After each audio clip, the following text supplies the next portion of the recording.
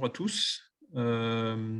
Donc, on a 8 participants actuellement de l'Académie d'Orléans-Tours. De notre côté, donc moi je suis Cyril Lyotard, le directeur de RM Automatisme. Vous avez également Fabien Deregel, qui est le formateur qui est passé dans les différents lycées pour vous amener du contenu sur les Charlie 2U et Charlie 4T, donc la fraiseuse et le tour.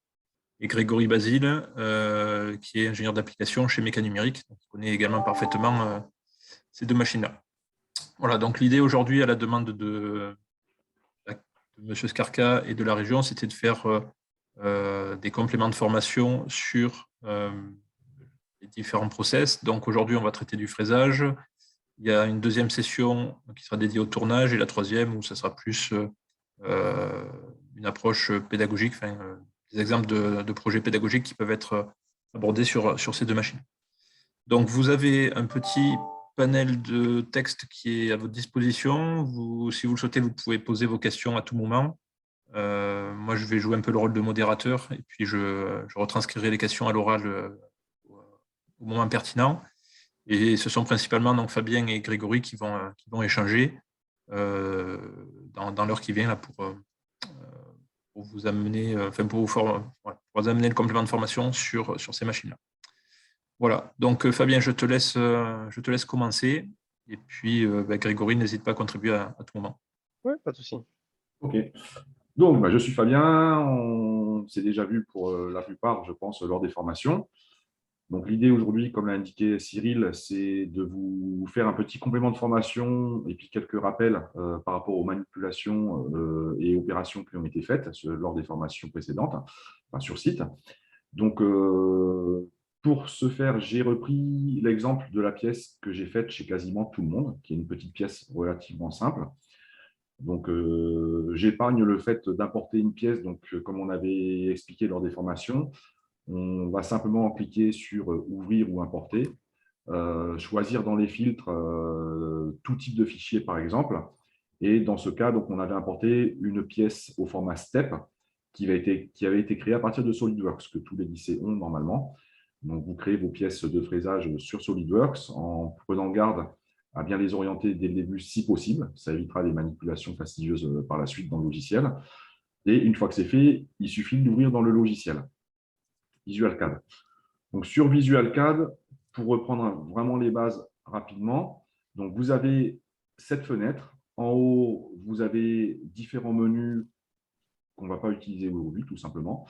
Ce qui nous intéresse, c'est la fenêtre de la visualisation de la pièce, pardon, et les fenêtres de gauche, qui sont les listes d'outils et les opérations d'usinage avec les différentes opérations qu'il faut préparer pour pouvoir ensuite créer des séquences d'usinage.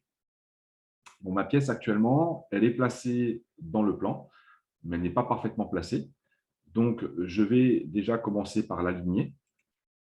Et donc, vous avez ici un bouton définition WCS. Il suffit de cliquer dessus. Et nous, on va toujours placer l'origine de la pièce en bas à gauche, entre guillemets, pour être dans le même sens que sur la fraiseuse. Donc, pour vous, ça se traduit systématiquement en sud-ouest et en bas. Alors, elle ne veut pas. Sur la pièce. Il faut cliquer sur le petit onglet, le texte sur la pièce. Voilà. Tu m'as dit où, Grégory? Dans la fenêtre. Ouais. Voilà. Pardon, sur la pièce, excusez-moi. Ouais. En fait, on a trois onglets. On a où on fait une sélection, où on place l'origine sur le brut, où on place l'origine sur la pièce. Donc là, de ce que vous montrez, Fabien, c'est sur la pièce, donc c'est faut cocher sur la pièce. Voilà. Donc ça, c'est uniquement pour la pièce. Quand je fais ça, elle est censée se poser comme il faut. On va retourner dessus. Hop. Donc, sur la pièce, bas, sud-ouest. OK, voilà. Donc là, elle me l'a bien amené. Donc, à partir de là, ma pièce est existante. Pour pouvoir l'usiner, il me faut quand même de la matière. Donc, cette matière, c'est le brut. Et pour créer du brut en fraisage, c'est relativement simple. Donc, il suffit de sélectionner ici le brut boîte-pièce. Le brut boîte-pièce, il ne vous demande pas de lui donner de dimension ou autre. il va s'adapter automatiquement au mieux par rapport à la géométrie de la pièce. Donc ici, ça va être un rectangle qui va l'englober simplement. Dans le cas où votre brut, éventuellement, il n'est pas bien droit, ou vous avez récupéré un morceau dans lequel il y a quelques entailles sur la face ou autre, vous pouvez, si vous souhaitez, rajouter des petits décalages qui sont indiqués ici, donc en Z, en Y et en X, qui vont en fait faire grossir le brut autour de la pièce pour qu'on ait un petit peu plus de matière à grignoter. Alors, il faut faire attention puisque la question m'a été posée assez souvent. Si vous souhaitez faire plusieurs fois la même pièce sur une grande plaque qui est fixée donc sur le martyr, il faut refaire l'opération à chaque fois en décalant simplement les origines d'usinage. Donc ça, Grégory pourra vous montrer tout à l'heure comment on fait. Il n'y a pas dans ce logiciel de possibilité de répliquer la pièce. Et en général, on va faire du fraisage simple. Donc, on va faire des approches toujours par le dessus. On n'a pas d'approche en latéral. Si par contre, avec le temps, vous vous familiarisez suffisamment avec le logiciel, vous aurez peut-être envie de faire des approches d'outils latérales, c'est-à-dire contre le brut. À ce moment-là, il faudra impérativement mettre la vraie dimension du brut pour éviter que votre fraise, tout simplement, aille s'éclater ou s'abîmer en phase d'approche avant de rentrer en phase d'usinage. Alors, s'il y en a qui ne suivent pas à ce niveau-là parce que je n'ai pas assez insisté quand j'étais en formation avec vous, n'hésitez pas à le mettre dans le petit tableau de texte pour Cyril et je reprends la chose un peu plus simplement. Donc là, dans les faits, on prend un brut qui fait la forme de la pièce au mieux, avec ses dimensions, sachant qu'on va faire des opérations d'usinage relativement simples dans tous les cas. Donc, on n'a pas besoin d'étendre son brut ou de se compliquer la vie. Donc là, mon brut est créé. Je clique sur OK.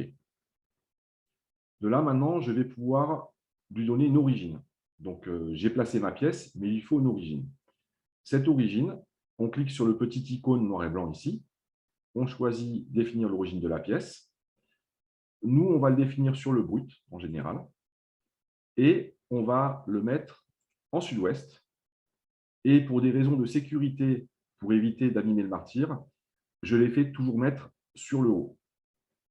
Sur le bas. Voilà. En bas. En bas, en bas. Moi, Grégory, alors pour toi en bas, mais moi avec les professeurs, je le mets sur le haut pour la simple et bonne raison que quand tu le mets sur le haut, tu auras le message systématiquement sur le G-pilote.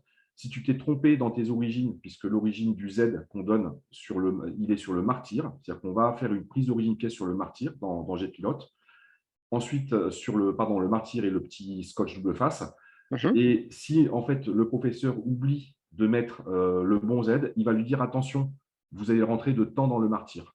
Oui, donc là, il faut que tu mettes l'origine en bas. Alors moi, j'ai toujours laissé dessus, donc on peut le mettre en bas si tu veux. Donc on va le valider. Le tout, c'est alors là, du coup, c'est très bien de montrer la possibilité d'origine.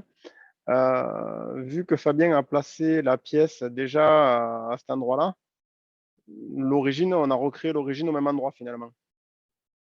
Donc cette étape-là n'était pas obligatoire, on va dire. Voilà. Donc, mais il nous faut quand même une origine pièce quand même pour pouvoir travailler. Non, tu n'es pas obligé. Ah bon. C'est ce que je te dis. Si ça y était pas, c'est pas grave vu qu'on l'a placé au bon endroit. Bon, après, c'est bien de faire la méthode comme ça où ça permet, si un jour on a besoin de mettre l'origine ailleurs, on a la méthodologie. Du coup. Bah, disons que la méthodologie, moi, je la faisais placer sur le haut. C'était plus pratique pour des raisons uniquement de sécurité. Hein. Encore une fois, je suis sorti un peu du cadre d'usinage traditionnel où on fait les choses comme ça pour que ce soit plus accessible et pour que les petites erreurs de débutants soient un peu plus pardonnées quand même. Bon, après, j'ai bien montré sur les curseurs, ça tu leur montreras pour pouvoir ralentir les effets d'approche et autres. Tout à fait. Donc là, ensuite, il faut qu'on crée donc les séquences d'usinage. Donc en usinage, sur mon écran, alors j'ai un petit peu plus d'options que ce que les professeurs ont sur leur machine. C'est normal, hein, on a des licences un peu plus étendues, mais sinon, le contenu reste à peu près le même. Donc, on va créer un cycle d'usinage en 2 axes. Et là, on a plusieurs opérations possibles. J'avais expliqué, donc je refais très rapidement le tour des différentes options qui peuvent vous intéresser. Il y a le face stop, c'est pour aller faire en fait un surpassage rapide de la face supérieure quand le brut n'est pas très propre. Vous avez l'ébauche qui permet d'utiliser des outils en général en usinage traditionnel, des outils plus gros pour aller enlever plus de matière plus vite et de laisser une surépaisseur qu'on viendra faire en finition ensuite systématiquement. C'est une opération complémentaire. On ne va pas l'utiliser ici, puisqu'en fait, on usine des matières assez friables et assez, entre guillemets, faciles à usiner. Donc, on peut, entre guillemets, s'en passer. Le surfaçage, c'est quelque chose qui peut être utilisé pour resurfacer un petit bout de brut ou autre. Mais bon, pareil, ici, on n'en a pas vraiment le besoin. Ensuite, les choses qui vont nous intéresser, c'est les poches et le profilage. Tout le reste, au début en tout cas, n'est pas utilisé. Et je pense que c'est assez parlant. On pourra, si vous le souhaitez, faire un petit tour dessus. Mais j'estime que pour aujourd'hui, ce n'est pas vraiment nécessaire. On a quand même une contrainte de temps, donc on va essayer de rester le plus synthétique possible. Ouais, puis comme tu disais, ils n'ont pas tout, tous les modules là. Voilà, par contre, ils ont les modules de fente, de gravure, Ouais. d'ébauche de gravure en V, etc. Toutes ces choses-là, elles y sont sur leur licence. Hein. Elles y étaient en tout cas. Ouais. Donc, nous, sur la pièce qu'on a, c'est une pièce qui est creuse au milieu, donc de haut en bas. Donc, on a une fente qui est traversante, un oblong, et un contour autour de la pièce. On peut travailler la partie du milieu, donc celle dans laquelle je balade la souris, donc cette qui est vide ici. Je peux la travailler de deux manières. Je peux soit aller faire une poche à l'intérieur, si j'ai un tout petit outil et que je veux descendre à une certaine profondeur, mais m'arrêter avant la traversée. Ce n'est pas le cas aujourd'hui, là je vais passer à travers. Mais si je devais laisser de la matière, il faudrait que j'utilise l'outil poche pour éviter en fait, d'aller couper la matière jusqu'au bout. Nous, on va la traverser, donc on va faire ce qu'on appelle un profilage. Ce profilage, il faut qu'on lui indique où est-ce qu'on souhaite le faire. Et donc, c'est là qu'avec Grégory, on a deux manières de faire. Donc, moi, je vais reprendre celle qu'on avait utilisée pendant les formations pour ne pas vous induire en erreur. Donc, ce que je fais, c'est que je vais devoir sélectionner des régions et j'ai plusieurs options. Alors, on peut aussi travailler à partir de modèles 3D, on peut faire tout plein de choses, mais pour la simplicité et en fonction de comment la pièce est dessinée et comment elle a été exportée, ce qui marche à tous les coups, c'est de choisir région, rail, limite.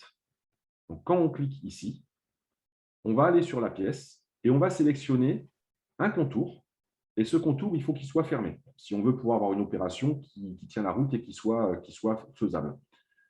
Donc, une fois qu'on a cliqué sur la petite flèche, on se retrouve avec la pièce seule et il faut aller sélectionner les uns après les autres, les droites, les segments, les courbes ou autres. Donc là, j'en ai sélectionné une, et puis 2, 3, 4 et 5.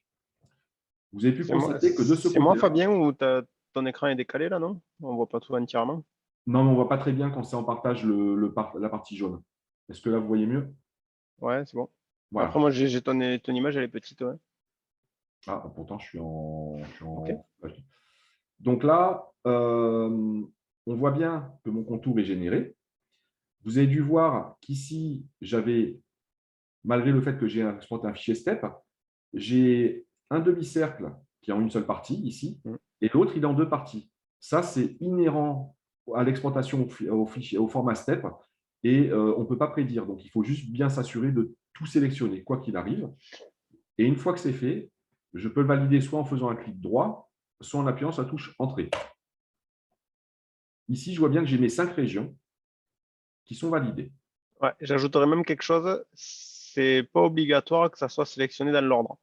Ça veut dire que le logiciel, même si c'est sélectionné dans le désordre, il va réussir à faire votre contour fermé. Ouais, ben, je vais le montrer. Donc là, je fais enlever tout. Ouais. Je choisis région rail limite. Je choisis ici, ici, ici, ici et ici. Et je revalide. Et j'ai mes 5 régions qui sont là. Tout ce qui lui importe au logiciel, c'est d'avoir un contour avec des courbes fermées. Pas forcément, même elle peut être ouverte, il suffit qu'il y ait des courbes qui se touchent. Si c'est des courbes ouvertes, qu'il y en a plusieurs, il va dire que c'est plusieurs régions à usiner. Oh, pardon, alors, je vais m'exprimer autrement. Il faut que ce soit un contour fermé. Peu importe ce qu'il y a, il faut que tout se touche. Il ne faut pas que j'ai de vide. C'est-à-dire que si j'enlève cette région ici, il ne pourra pas me créer ma séquence d'usinage. Donc, c'est plutôt la région, pardon, je me suis mal exprimé. Sur des logiciels comme Kanban, par exemple, on crée plusieurs splines et on les lie entre eux. Et au final, on a simplement un profil, un contour qui est fermé. Pour moi, le contour, c'est l'ensemble de la région ici. Hein, je schématise. un petit peu. Donc là, je peux le valider ici. Si je fais valider, il me fait sortir de la fenêtre. Donc du coup, ça ne m'arrange pas trop. Je reclique 2 fois dessus pour retourner et retrouver ma pièce avec ces régions qui sont sélectionnées. Et là, il faut que je choisisse quel type d'outil je vais utiliser. Donc l'outil, les 2 principaux, ce sont les fraises de 6. Et celle qui m'intéresse, c'est la fraise Echo D6. C'est la fraise principale, donc c'est la fraise droite. Celle du dessous, c'était la fraise boule qu'on n'utilise pas. Donc celle-ci, je vérifie rapidement que le diamètre correspond, c'est bien du 6. Et je vérifie surtout mon numéro d'outil. C'est important pour le G-Pilote, par la suite, pour l'usinage. Donc là, c'est bien l'outil numéro 1. Si je dois le modifier, parce que pour une raison X ou Y, j'avais fait des modifs sur un autre programme, je peux toujours retourner dans « Modifier, créer, sélectionner outil ». Je peux choisir ici le numéro d'outil.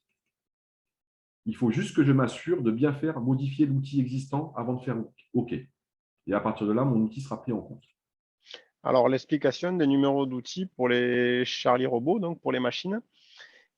Dans un futur proche, si vous utilisez plusieurs outils pour réaliser une pièce, si vous mettez l'outil 1 et l'outil 2, la machine, quand elle va avoir l'appel de l'outil 2, elle va s'arrêter.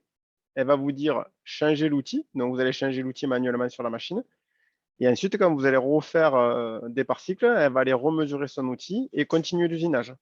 Et ça, je leur avais déjà expliqué, ça, par contre. Voilà, mais c'est juste pour le reprendre. Il faut bien que chaque outil soit bien séparé et un numéro différent. C'est ça. C'est ce qui permet, en fait, quand on va générer à la fin le code ISO, c'est-à-dire le code qui va piloter la machine avec Gpilote, lui, dans le code, il va inclure une phase de pause et il va placer la broche sur la position parking que j'avais montré pendant les formations pour que vous puissiez ouvrir le capot, c'est-à-dire qu'il va déverrouiller le capot, vous allez pouvoir l'ouvrir, changer votre outil, il va redescendre palper la hauteur de l'outil sur le petit capteur de hauteur d'outil et il va pouvoir reprendre l'usinage là où là où il doit continuer avec le bon outil tout en étant toujours à la bonne hauteur. Parce que quand on change d'outil, on modifie forcément la hauteur de l'outil par rapport à la broche et par rapport au reste. Donc, lui, ça lui permet de nous donner une petite pause et de déverrouiller le capot sans qu'on rentre en erreur sur le logiciel, sur Gpilote, pardon. Donc là, j'ai choisi mon outil numéro 1. Je vais ensuite sur « Avance et vitesse ». Et ici, on n'a pas trop à s'embêter puisque Mécanumérique avait préparé les banques d'outils. Je charge toujours depuis outil. Alors, je vois par contre que j'ai une pièce de travail qui est peut-être un petit peu importante. Ça ne posera aucun problème dans les matériaux, tout ce qui est plastique, carton-plume, mousse haute densité. Matériaux tendres. Comment? Matériaux tendres. Voilà, matériaux tendres. Après, si vous avez des matériaux, des plastiques un peu durs ou autres, vous pouvez descendre la vitesse de travail à 600 mm par minute. Voilà. Quand vous ne le savez pas, vous mettez 600 mm par minute. Et je refais juste un petit point sur les vitesses. Donc, vous avez la vitesse de broche. Elle est à 24 000 tours. Avec l'outil 6 mm, dans du matériau tendre, ça ne posera pas de problème. Par contre, pour ceux qui m'ont posé la question, si vous devez travailler des aluminiums ou autres, faites très attention à bien télécharger une petite abac, on en trouve facilement sur Internet, avec les diamètres d'outils coupants et le reste, puisque vous avez des outils un peu plus fins qui sont livrés. Il y en a un 3,17 de mémoire. Donc, faites bien attention à adapter la vitesse de la broche et à la descendre. Si vous avez une fraise qui est plus large aussi, il faudra penser à bien baisser la vitesse. En général, sur du carbone, par exemple, avec une fraise de 3, on est à peu près à 16 500 tours. Mais si j'ai un matériau tendre, même avec un outil de 6 de diamètre, je peux monter à 24 000 tours, je n'aurai pas vraiment de soucis. Donc ça, pensez à télécharger des abacs là-dessus. Ensuite, et petite note, les abacs, de toute manière, il y aura des liens qui sont donnés dans les petites docs par la suite. Les vitesses d'avance ensuite. Vous en avez 3 qui sont très importantes.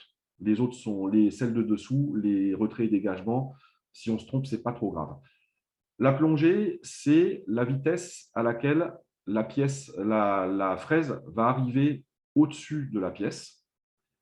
L'approche, c'est quand elle atteint ce qu'on appelle le plan de garde, que je vais vous montrer après. Elle va passer à cette vitesse-là. Et ensuite, l'engagement, c'est la vitesse à laquelle elle va descendre, la plongée, pour rentrer dans la matière. Ensuite, la vitesse de travail, si vous préférez, c'est la vitesse de déplacement latéral, donc X et Y, pendant qu'elle bosse. Et ensuite, le retrait et le dégagement, bah, c'est la même chose que l'engagement et l'approche, mais à l'envers. C'est-à-dire qu'il va sortir de la matière doucement jusqu'au plan de garde, et au plan de garde, il va remonter à une vitesse plus rapide. Après, voilà, le petit dessin à droite est très parlant, hein. Si on regarde, il est Tout à pas fait. mal, je trouve. Ouais. Voilà. On peut ensuite ici jouer sur des facteurs de réduction de vitesse qu'on ne va pas utiliser. Ça se Ouais. fait quand on a des machines, entre guillemets, avec ce qu'on appelle le jog, qui permettent en temps réel de travailler, de modifier la vitesse. Et on peut le faire également avec le petit curseur qui apparaît quand on lance un usinage. Donc ça, vous le laissez à 100% systématiquement. Ensuite, on a ce fameux plan de garde dont j'ai parlé. Le plan de garde, c'est vraiment votre assurance vie. Je vous conseille de le laisser en automatique. Et si vous ne le laissez pas en automatique, il faut avoir toujours un plan de garde de la pièce, enfin du Z de la pièce maximum, avec une distance minimum vitale 3 et si possible 6. Après, Alors, en fait, tous ces plans de garde, c'est très important dans l'industrie, hein. Ils essayent de les réduire au plus près de la pièce pour gagner du temps de cycle. Maintenant, là, de ce qui est paramétré par défaut, ça va toujours passer au-dessus du brut, 6 mm au-dessus du brut. Donc, pour vous, il n'y a pas de risque, mais ça permet vraiment ça. Ça permet d'avoir des dégagements ou aussi si on rajoute une bride. Si vous mettez voilà. une petite bride ou un étau pour maintenir la pièce, il faudra dégager plus haut. Donc là, vous faites comme dit Fabien, max de pièces, plus distance, et là, vous l'augmentez un petit peu plus haut. Voilà. Donc, le mieux, c'est de le laisser en automatique au début. Après, attention, vous avez le max Z pièce et le max Z brut. Faites très attention à ça. Si vous utilisez du brut, donc on avait utilisé le brut boîte pièce.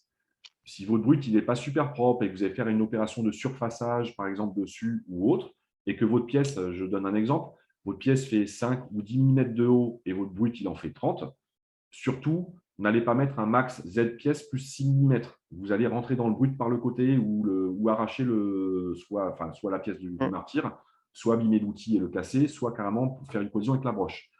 Si le brut est plus haut que la pièce, il faut bien lui mettre le max Z brut plus distance 6. Là, l'avantage de laisser automatique, c'est que le logiciel, il est intelligent. Lui, il va réfléchir plus simplement et il va calculer, il va dire, OK, j'ai une pièce qui fait tant de haut, un brut qui fait tant. Il fera le maximum. Je sais que mon plan de garde, il est 6 mm au-dessus de tout ça. Quoi qu'il arrive, avec ça, vous ne pouvez pas vous planter. Il prend toujours le maximum, en fait. Voilà. C'est ça.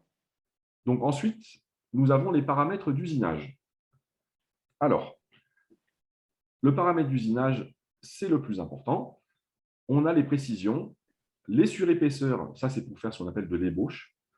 Et ensuite, on a quelques paramètres que je vais citer rapidement.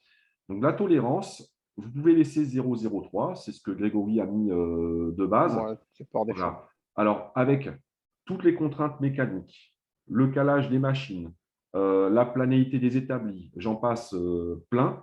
Si on met tout bout à bout, on va être entre, en général, 5 centièmes et jusqu'à 2 dixièmes en fonction de comment la pièce est posée, si le double face il est costaud, etc. Aller demander une précision de 0,01, on ne peut pas, ça ne marchera pas. La machine en est capable, hein, c'est-à-dire qu'au niveau de sa résolution, mais au niveau mécanique, la tolérance générale, c'est 0,03 sur ce type de machine et de moteur. Après, je ne suis pas trop inquiet sur une forme comme ça, là, comme Fabien a importé. On voit qu'on a une forme très géométrique. Donc, on a des lignes et des arcs de cercle. Donc, la tolérance de 0,3, elle est là, mais elle sera proche de 0. C'est si on avait eu un fichier qui était très mal dessiné, importé d'un autre logiciel, qui avait été exporté d'un autre logiciel, etc., etc. Et bien là, la tolérance permettrait de sortir un parcours dans cette tolérance-là. Donc, on voit bien le petit dessin là qui est à droite, Fabien. Je te laisse passer la souris dessus. Voilà, c'est le parcours d'outils, il aura été créé dans cette tolérance-là. Ça va permettre de vraiment, est-ce que, voilà, là, par exemple, il montre qu'ils sont sortis de la tolérance. Là. Un exemple concret, c'est si vous importez un fichier STL qui est fait à partir de triangles, par exemple, c'est ça. vous n'aurez jamais un arrondi parfait. Et le fait d'augmenter un peu la tolérance, en fait, il va faire un arrondi autour. Mais Voilà. il sait le faire aussi, je vous le remontrerai après, puisque je l'avais montré au professeur, il sait le faire aussi quand il trouve des segments et qu'il les convertit en arcs de cercle. Hum, Donc, hum. c'est deux méthodes différentes. Celle-là, c'est du général et l'autre, c'est plus spécifique. Donc, ensuite, la surépaisseur. La surépaisseur, on l'utilise quand on fait de l'ébauche. En général, c'est soit on a une matière vraiment très dure et puis on n'est pas sûr de son coût et on fait des grandes passes, ou alors, au contraire, on souhaite aller très très vite dans de la matière friable pour vraiment faire une ébauche de la pièce finale et ensuite faire une passe de finition. Entre nous, dans les matières utilisées en éducation, sauf si vous avez tapé dans de l'alu, où là, il faudra passer par une phase d'ébauche, enfin, c'est ce que je conseille, on n'est pas vraiment concerné. Tu m'arrêtes si je me trompe, hein, Grégory. Non, mais je suis tout à fait d'accord. Après, moi, ce que je conseille, c'est toujours de faire donc votre opération d'ébauche ou de finition. Et si vous voulez faire une finition, vous faites un copier-coller de l'opération et vous enlevez la surépaisseur. On vous montrera juste après avec Fabien. Ça marche comme dans Word, quoi, hein. On fait CTRL-C, CTRL-V. Vas-y, on va le montrer de suite, Fabien. Valide? Ouais, hop. Voilà, je vais Voilà. Et cliquer là, sur on clique sur copier-coller. l'opération. Il fait CTRL-C, CTRL-V. Voilà, sinon, Tu on peux, clique voilà, droit, sinon, il y a le copier, clic droit, et ensuite copier-coller. coller. Voilà, et Voilà, j'en ai une deuxième ici. on a une deuxième opération où on peut aller remodifier le paramètre. Ça veut dire qu'une fois qu'on en a créé une opération qui nous va bien, on la copie, on la colle et on modifie juste le petit paramètre qu'on voulait modifier, Voilà, donc et ici, on modifie. Voilà, par donc là, exemple. je vais la supprimer puisqu'elle ne nous est pas utile. Voilà, on fait supr comme dans Word, quoi. Voilà. Je te laisse continuer sur les pages. OK. Donc, j'étais sur mes paramètres d'usinage. Donc, ensuite, si nous avons des puristes et des usineurs traditionnels entre nous, avalant, opposition ou mixte. Alors, en ce qui nous concerne, en général, c'est de l'avalant. L'opposition, il est utilisé quand vous avez de l'usinage manuel, donc des machines traditionnelles.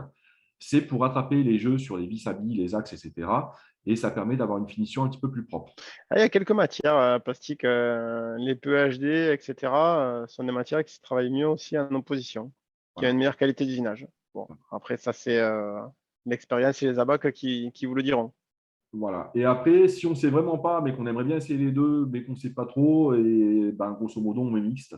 Mais en avalant, ça marche très bien. En mixte, en fait, il va faire un cycle dans un sens, un cycle dans un autre pendant les passes d'usinage. Ça, je l'avais montré sur quelques lycées, pas tout le monde. Mais bon, voilà. Dans le doute, vous pouvez mettre avalant. Et quand vous répliquez des pièces plusieurs fois, vous pouvez faire les mêmes choses en modifiant le programme, en passant en opposition, et vous verrez si vous avez une différence vraiment visible. Ensuite, on a le point de début d'usinage pour les courbes fermées. Donc là, pareil, le petit dessin, il parle de lui-même. On part toujours du milieu du côté le plus long, enfin du côté long, entre guillemets, quand on est en usinage sur des petites pièces comme ça. On peut aller l'enlever, mais ça ne servait pas à grand-chose. La raison, elle est très simple, c'est surtout sur du contournage. Quand vous faites du contournage et que la pièce à la fin, donc vous enlevez toute la matière, si la matière n'est pas maintenue en dessous, par exemple si vous avez un étau, donc la fraise va passer vraiment à travers, on essaie d'avoir le moins de traces d'usinage possible puisque elle fait plusieurs cycles avec plusieurs places en descendant à chaque fois entre guillemets en escalier. Et à la fin, on se retrouve à avoir une petite pointe, un petit ergot ou autre.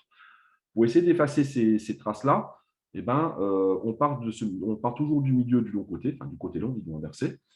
Si on l'enlève, par contre, on va pouvoir corriger la chose en rajoutant des petits ergots de maintien, mais il faudra finir et mettre un petit coup de lime.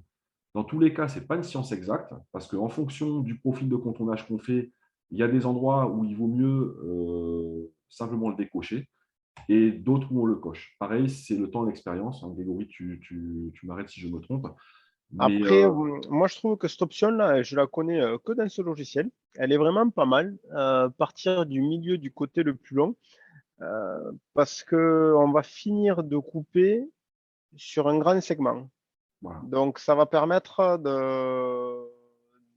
d'avoir de la matière, donc la chute, entre guillemets, qui va être sur ce côté-là.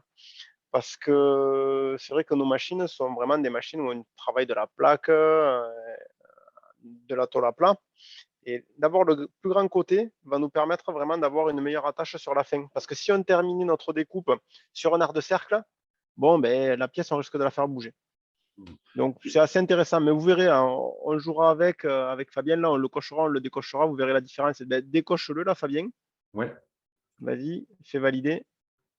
Ouais, ouais, vas-y. Mais en fait, ça ne sert à rien de faire valider. Valider, il faut faire qu'on a fini toutes les opérations. Sinon, faut... Non, c'est bon, non. Donc là, non, mais juste fais valider. Ouais, mais il Je faut veux juste d'abord que montrer je la finisse différence.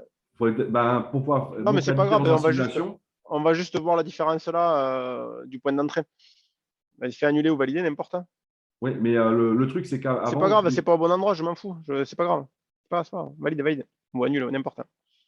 Donc on voit que l'entrée, là, le trait bleu, il est à gauche, là, et les deux arcs de cercle. Si tu remets partir du milieu, on va voir que ça va le changer d'endroit. C'est juste pour montrer qu'il y a une différence, hein. Après, tout à fait, on n'a pas fini l'opération, donc c'est pas bon. Donc là, si tu le valides, voilà, on voit que c'est venu au milieu du grand segment. Okay. Et en plus, là, je ne suis pas bon parce que là, il est sur un contour extérieur parce que je ne l'ai pas Ouais. encore précisé que c'était intérieur. Hein. Ouais, on n'a pas fini, on est d'accord, Voilà. Donc, après, ça peut servir aussi pour des gens comme moi. Je m'en sers beaucoup de cette option. Enfin, moi, je place mes usinages comme ça. Quand je taille du carbone, parce que le carbone, pour éviter de faire des petits ergots de maintien, parce que c'est de la plaque qui n'est pas collée par-dessous, je n'ai pas de double face, c'est-à-dire qu'elle est maintenue par les côtés. Et ben en fait, tout simplement, moi, je n'ai pas de capot et je mets mes doigts sur la Ouais, je que t'en ai je rien veux lever. entendu.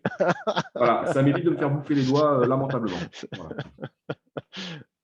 Et, des fois, on fait comme on peut. Hein.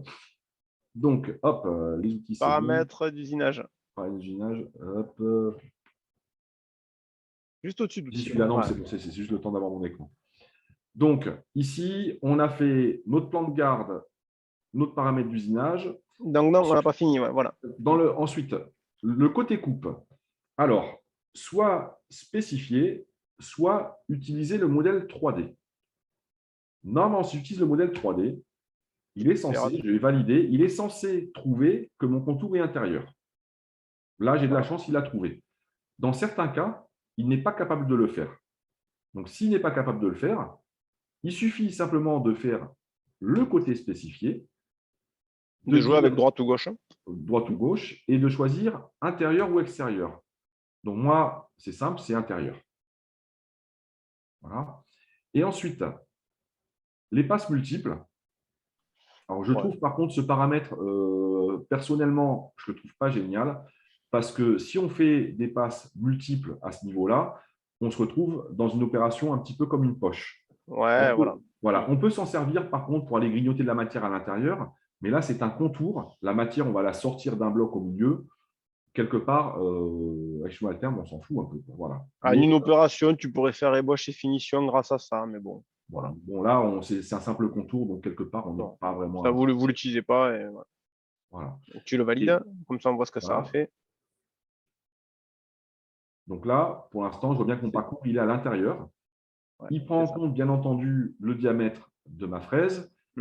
Et juste une petite précision, si vous faites un contour fermé, assurez-vous, bien entendu, que la largeur de cette opération est supérieure à la largeur de la broche. Sinon, vous avez du mal à faire un contour fermé. Enfin, vous avez bouffé le contour sur l'extérieur. Ouais, elle ne va pas y aller, la fraise. Voilà. Hein. Donc, après, on peut mettre une fraise plus petite, mais bon, il faut quand même faire attention à un minimum. Donc là, on est bon. C'est bon. Maintenant, le Z. Ensuite, on va passer sur les limitations en Z. La limitation en Z, en fait, c'est la programmation de mes passes d'usinage. Donc, mes passes d'usinage, en fonction du matériau, si par exemple j'ai du matériau de 1 mm, ou 2 mm tendre, je peux très bien me permettre d'aller le couper en une seule fois. Donc, je fais une seule opération, je fais descendre et c'est bon. Dans d'autres cas, comme ces pièces-là sont parfois usinées dans de l'ABS ou dans du plastique standard ou dans de la mousse ou autre, on prend les devants, on fait quelque chose de simple où on est sûr que ça va fonctionner, c'est-à-dire qu'on prend des précautions. Donc, le début d'usinage, c'est toujours en haut. Voilà, pour ce qui nous concerne. C'est ce que vous avez cliqué, en fait. Hein. La chaîne, là, on voit en orange qu'on a cliqué le parcours sur le haut de la pièce. Donc là, il faut qu'on lui dise qu'on a cliqué sur le haut de la pièce. Donc, toutes les profondeurs que va renseigner ensuite Fabien vont partir vers en bas. Si on avait dit qu'on avait cliqué en bas de la pièce, toutes les profondeurs qu'il va mettre vont partir vers en haut. Donc, vous, là, dans ce cas-là, on a cliqué en haut. Alors, ça, c'est.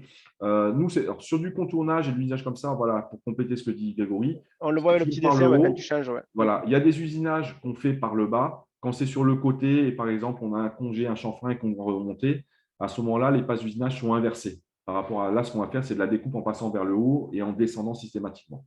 Donc là, on est simplement en usinage du haut vers le bas. On En a fait, ça peut servir aussi parce que là, on est dans le meilleur des cas, c'est-à-dire qu'on a un modèle 3D, on a importé un step, donc ça va très bien. On a le volume. Si on avait importé un DXF, donc un fichier à plat, où on n'a pas du tout de Z, il faut qu'on dise de quel côté on veut partir, en fait. Vers en haut ou vers en bas. voilà. Donc C'est nous, ça. on passe En par haut. le haut. Ouais.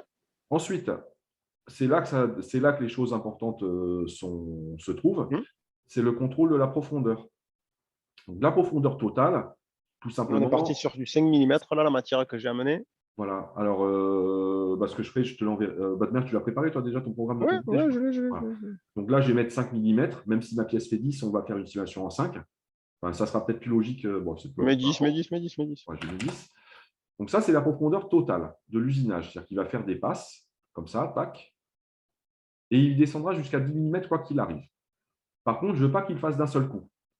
Donc, ce que je vais faire, c'est que je vais demander de faire une profondeur en ébauche de 9 et il finira par une opération de finition à 1. C'est-à-dire qu'il fera 9 mm en ébauche, 1 mm en finition. Mais je ne veux pas non plus que mon ébauche il me la fasse d'un seul coup. Parce que 9 mm d'un coup, si c'est du plastique, ça risque de forcer et de faire bouger la pièce sur le double face qu'on utilise pour l'éducation. Donc à ce moment-là, je vais dire, OK, je vais diviser mes passes d'ébauche. Bah, tiens, j'ai divisé en passes de 3 mm. Donc du coup, je vais avoir, si je veux une profondeur totale de 9 en ébauche, je fais 3 passes d'ébauche de 3. Et puis ma dernière de finition, je la fais à 1. Alors, j'insiste toujours avec le petit dessin qu'il y a sur la droite, là. On voit donc l'orange, c'est le dessus. Les traits bleu foncé, c'est les passes d'ébauche. Et les traits bleu clair, c'est les passes de finition. Donc, les traits bleu foncé, c'est les 3 mm. Et les traits bleu ciel, c'est les 1 mm. Voilà. Si par contre, parce qu'on m'a posé la question, s'il y a des mathématiciens parmi vous, je fais des passes d'ébauche en 2. Le problème, c'est 9 divisé par 2, ça ne donne pas quelque chose de cohérent. Ah non, ça va marcher. Non. Voilà. Et bien, ça marchera. Par contre, c'est le logiciel qui va décider à combien il fera sa dernière passe d'ébauche. Il va le faire automatiquement. Je vais même lui mettre du 1,7, du n'importe quoi. Mais essaye de cliquer ailleurs, après il le fait tout seul, je crois. Voilà. Ben, en fait, il reste à 2, mais en fait, au niveau du programme, il va, parce que j'ai du 9. Maxi en fait, prendre 2, 2, 2, 2, 2, et ce qui reste. C'est ça, non? Voilà. Il me fera 2, 2, 2, 2. Il va me faire 4 passes de 2 2, en 4, 6, 8, et ébauche. après une 2. Il va rajouter une passe d'ébauche de 1 pour arriver à ses 9 mm, puisqu'il ne peut pas dépasser 2 mm par passe. Et ensuite, il fera sa passe de finition de 1. Après, si on veut vraiment, entre guillemets, être puriste, qu'on veut vraiment voir la vraie valeur, si tu bouges avec le curseur, là, le petit curseur bleu qui est juste en dessous, Fabien. Oui, on Ouais, peut. ouais, voilà. Et là, du coup, il va trouver des multiples ou pas? Non, non, non, c'est vraiment en fonction Non, des c'est aussi finitions. aléatoire, hein. D'accord. Ouais. Voilà. Ok. Donc là, je suis en mes petites passes de 3. Donc j'ai ma passe de finition de 1. J'aurais pu lui demander de détecter la profondeur totale sur le modèle 3D également. En fonction, ça marche, ça ne marche pas. Et ensuite, vous avez des priorités de passage. Là, on est sur une opération, entre guillemets, unique. On va être systématiquement en profondeur. Par contre, s'il doit faire des allers-retours entre deux régions, bon là, c'est un peu plus complexe, on travaille par niveau. Et en fait, il va commencer à gauche, puis partir à droite, revenir à gauche, repartir à droite, etc. Donc là, ça ne nous concerne pas. Nous, on est vraiment en profondeur, c'est-à-dire qu'il part d'en haut, il va faire une première passe d'ébauche en 3, et puis il va descendre de 3 mm, continuer refaire une ébauche, faire un tour, puis encore 3 mm, il refera encore un tour, et ensuite il fera sa passe de finition d'1 mm et il fera son petit tour. Donc là, pour l'instant, on est tout bon. Ensuite, on va passer aux entrées et sorties de la matière, puisque là, on a dit ce qu'on voulait faire. Donc là, je vais faire valider. Et là, je vois mes différents passages. Ensuite, je retourne dessus. Donc, paramètres d'usinage. Entrée-sortie. Entrée-sortie. Paramètres avancés. Bon. En bas à gauche. Entrée-sortie, c'est bon. Donc, une fois que je lui ai dit quel type d'usinage je voulais faire à l'intérieur, il faut aussi que je lui dise comment il va rentrer dans la matière et comment il va sortir. Je l'avais fait pour tous les professeurs selon trajet, toujours. C'est une sécurité. Vous pouvez vous occuper des autres. Alors, les deux, selon trajet et aucun, ne vous poseront aucun problème. Par contre, entrée 2D, c'est pour faire une entrée sur le côté de la matière. Comme la plupart du temps, vous utilisez des chutes de matériaux qui restent et qui sont souvent plus larges que le brut que vous indiquez dans le logiciel, par définition, on va toujours rentrer par le haut de la matière. On va éviter de venir sur le côté, ça évite bien des tracas. On l'utilise en usinage traditionnel ou en process industriel, évidemment, mais en ce qui nous concerne, on va éviter parce que c'est simplement une assurance vie et pour le matériel et pour le matériau, et puis pour votre travail, tout simplement. Donc, le second trajet, c'est il va arriver au-dessus de la matière et il va rentrer doucement en biais. Et là, le fait de commencer aussi l'usinage sur le bord long, ça va lui permettre de faire une entrée en douceur dans la longueur, sans bobo et en rentrant dans la matière nickel. Donc ici, on est en second trajet. La longueur, tout ça, donc on n'y touche Sécurité. pas. Voilà. Et si par contre, on choisit une entrée 2D, là, il faudra lui donner tout La les longueur, le infos. rayon. Donc, voilà, l'entrée par le haut, ça sera du perpendiculaire. Pardon, l'entrée perpendiculaire, c'est il arrive comme sur un T. En tangent, il va arriver, il va entre guillemets brosser la pièce. Et le mouvement dans c'est linéaire et rayon, il va venir. Et là, vous les avez ici. Pardon. Vous avez le Ouais, mais toujours pareil, le tangent. petit dessin est parlant. Hein. Si tu regardes à chaque fois, tu vois Voilà. engagement, approche, c'est pas mal. Donc voilà. Mais ça, c'est Selon vraiment. trajet, c'est bien pour commencer. Voilà. Donc là, on est bon. Et ensuite, le mouvement d'engagement derrière qu'on peut spécifier, on fait soit du linéaire, soit du rayon. Et ça, c'est pour avoir parfois des meilleures finitions ou sur du matériau très costaud. À part un usineur traditionnel avec 10 ans d'expérience qui saura gérer vraiment ces paramètres au plus propre. Après, on va dire c'est plutôt de l'essai d'exploration. Dans notre cas, c'est selon trajet. Et si je mets aucun, il va simplement rentrer il va rentrer à la matière à la verticale et commencer son travail. Donc, selon trajet. Dans des matériaux tendres, ça marche aussi. Hein. Ça marche très bien. Mais par contre, ce qui se passe, c'est que si on a un matériau ultra tendre comme des petites mousses haute densité, si on fait une entrée vraiment par le haut en plongée directe, des fois, ça arrache un petit peu la mousse sur le bord, là où il est rentré. Ouais. Voilà. Le fait de faire ce long trajet et de le faire descendre, c'est pas mal. Donc, l'entrée 3D sur parcours angle, ici, vous les avez. 10 degrés, c'est bien. Voilà, c'est l'angle et l'auteur. Ce qu'il faut juste modifier, c'est le 1,27. Il faut essayer d'avoir une hauteur égale à la profondeur de passe maximum que vous avez mis. C'est-à-dire que là, nous, on a mis 3 mm maxi. Ouais. Donc, là, il faudrait mettre 3 mm. C'est l'idéal. Voilà, ça, c'est l'idéal. Après, sur entre guillemets, version simplifiée, du moment qu'on a une petite approche en escalier, en descente comme ça, gentille, ça permet de rentrer dans la matière proprement. Donc, entre 1, 3, 5, ça passera toujours. Mais comme le dit Grégory, si on est puriste, on met la hauteur de la première passe.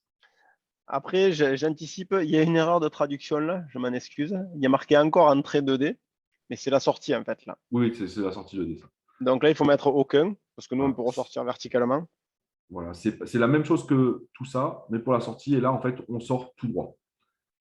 Et ce mouvement de sortie, il était conditionné tout à l'heure. On avait donné des vitesses d'approche, de plongée, d'approche, d'entrée dans la matière et de travail. C'est là que ça prend tout son sens. C'est-à-dire que quand on met aucun, il va sortir doucement de sa zone de travail. Ensuite, il va arriver au plan de garde. Et au plan de garde, il va passer en vitesse maximale pour remonter. Voilà. Et après, donc, le dernier truc à faire, c'est cocher en bas entrée-sortie à chaque niveau. Voilà. Si on ne le coche pas, il va faire l'entrée qu'on a programmée que sur la première passe. Sur les autres, il ne va pas la faire. Voilà. Mais Donc, il faut voilà. cloquer. Alors, par contre, là-dessus, nos avis divergent. Une fois qu'on est rentré dans le haut de la matière, en général, on le laisse rentrer ensuite. Moi, je le décoche et on fait directement l'usinage. On passe sur le cycle en dessous. Parce qu'on est déjà rentré dans la matière par cet endroit-là, donc on ne risque plus grand-chose. La mèche, elle est déjà dedans, en tout cas dans du matériau tendre. Sur du matériau plus dur, comme de l'alu, par exemple, oui, là, je suis d'accord, il faudrait le cocher systématiquement. Non, moi, je préfère le mettre partout parce qu'au niveau de la dernière passe, ça va permettre de faire une coupe progressive et de moins avoir de chance d'éjecter la pièce à la fin. Donc, c'est vraiment l'intérêt, il est là. C'est essayer de vraiment l'avoir sur toutes les passes.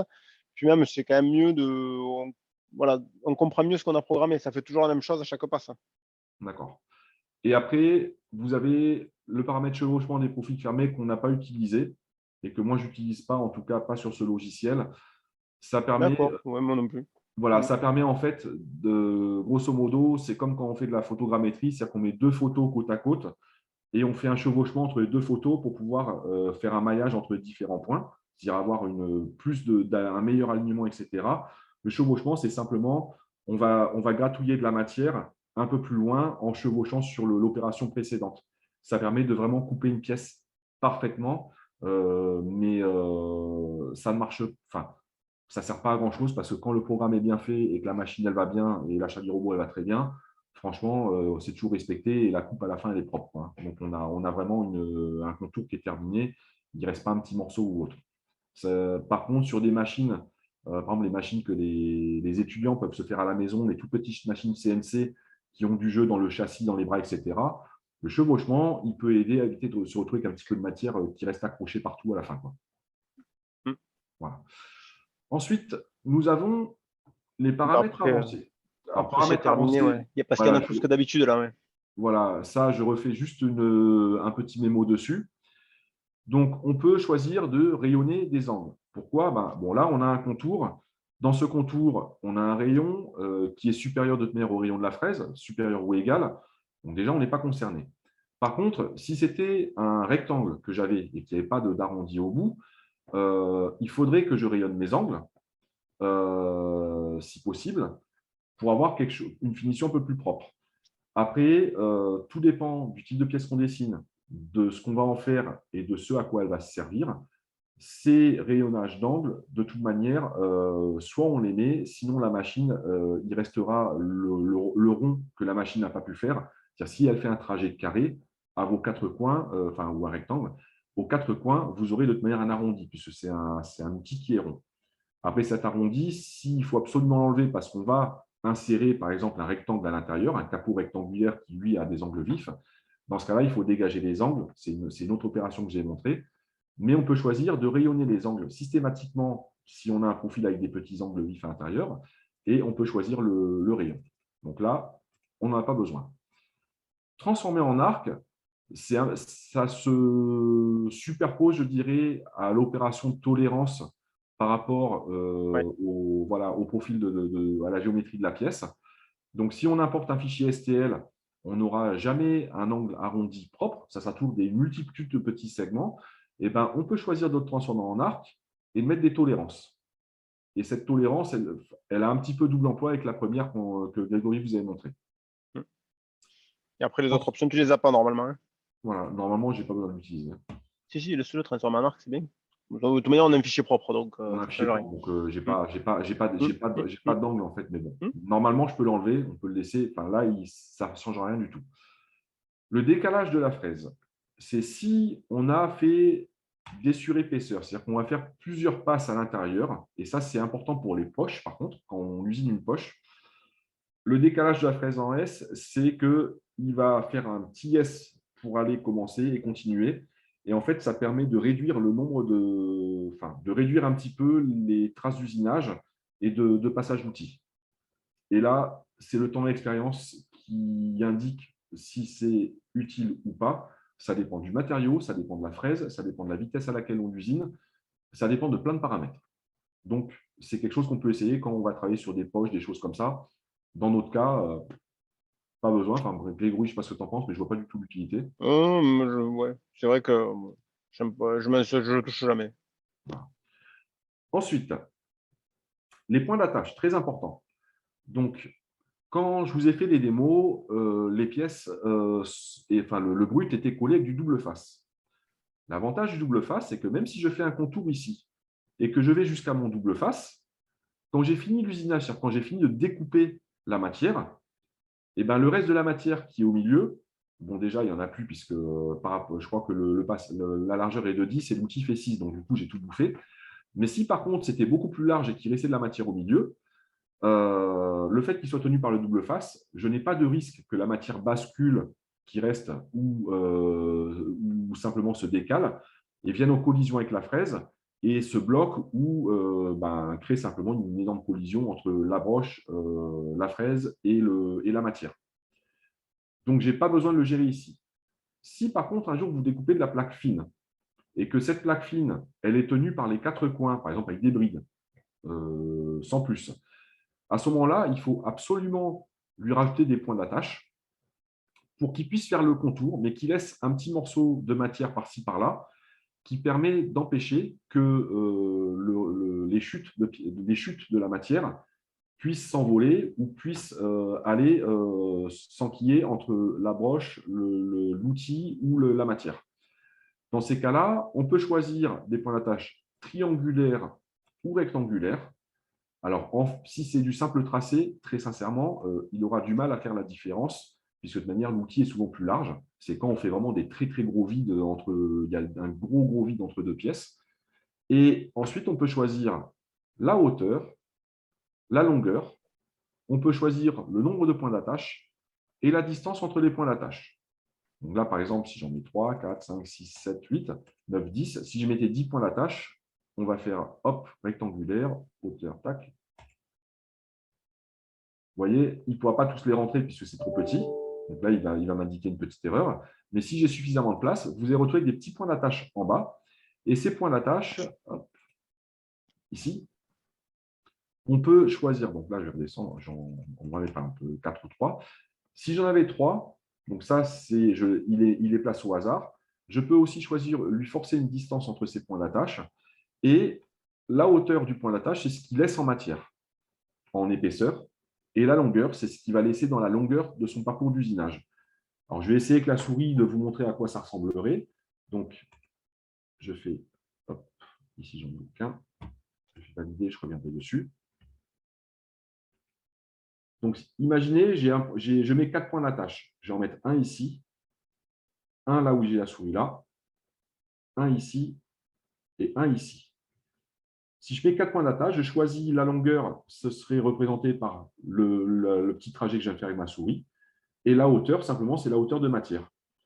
Et très souvent, vous verrez, par exemple, quand vous achetez une maquette en plastique ou un petit kit prédécoupé en carton ou en bois, et ben, vous avez des points d'attache dessus, que ce soit fait avec de la gravure laser, de la découpe laser ou en usinage ou autre.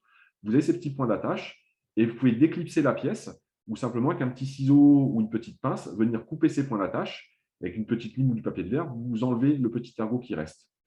C'est juste une sécurité pendant l'usinage qui permet de garder toutes les chutes bien tenues par la plaque en général, donc par la plaque que vous usinez, et de ne pas avoir des choses qui volent de partout. Sur des toutes petites pièces et des petits machins, ce n'est pas très grave si on oublie de les mettre. Par contre, si vous commencez à faire des grands profils et autres, c'est très important parce que le capot de la machine est fermé. Vous ne pouvez pas faire comme je fais moi, ce qui n'est surtout pas à faire, c'est d'aller mettre la main pour tenir le petit ergot pour avoir la finition la plus propre possible sans passer un coup de gratouille derrière. Et surtout, comme le capot est fermé, le temps que vous le voyez arriver, si le reste de matière se met en travers et vient se coincer entre la fraise qui tourne à fond et la pièce, vous avez 900 sur 10 d'abîmer votre pièce, d'abîmer l'outil coupant et surtout d'arracher la pièce du martyr. Et dans ce cas-là, elle peut même aller se retourner si elle est volumineuse et elle peut se coincer sous la broche ou sous carrément le porte-outil. Donc, à méditer, mais si on a du double face, en général, on n'est pas trop impacté par ce genre de choses. Grégory, si… Ouais, c'est ça, je suis d'accord. Voilà. Tout à fait. Donc, Ensuite, alors là, peut-être que Grégory pourra me répondre parce que j'ai le paramètre des coins ici. Je suis en train de j'ai les regarder. Moi, je me paramètres suis connecté avec une session, on va dire. Vas-y, dis-moi, paramètres des coins. Non, Voilà. tu l'as pas. Paramètres des coins ordonnés, tu l'as pas chez eux. C'est ce que j'étais en train de regarder. Alors moi, alors en fait, en bas, j'ai les arrondir les coins extérieurs par le diamètre d'outil. Je Alors, peux le vas-y, coche cocher. un. Ouais, alors, c'est bonne question. Je sais pas. Voilà. Et cette option, en fait, pour moi, Pardon. elle ne veut pas dire grand-chose. Il y en a une qui s'appelle le dégagement d'angle que j'ai expliqué au professeur qui est importante. Par contre, quand on a par exemple un rectangle à faire en intérieur, c'est-à-dire si là, je n'avais pas d'arrondi au bout, un simple rectangle. Mais là, celle-là, j'avoue, je passe. Joker. Donc, ensuite, j'ai les paramètres des coins.